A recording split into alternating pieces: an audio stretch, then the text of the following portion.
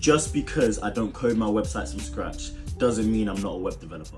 It's about time that I address these comments I get on all my videos saying, you're not a real developer, you don't code your websites from scratch, start coding your websites from scratch, WordPress is crap. First of all, shout out to all my coders, shout out to all the people who know how to code. It's a very important skill, and I can code too, as I'm a software engineer full time. So yeah, if you're a coder, keep coding.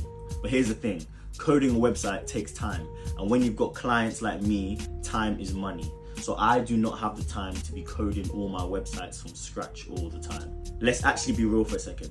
Do clients actually care about the technical side, about how you built the website and I coded this using React, I coded the back end of this?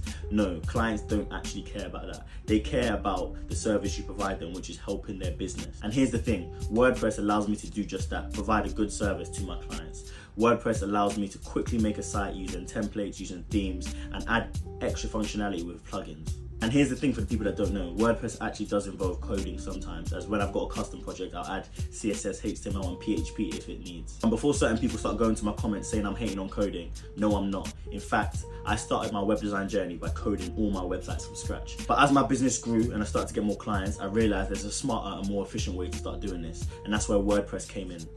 So to all my fellow coders, keep coding, keep doing your thing. It's a very important skill. I'm gonna keep using a mix of WordPress and coding to help my clients thrive online. But yeah, keep commenting the hate, it shows that I'm doing something right, and follow for more web design tips.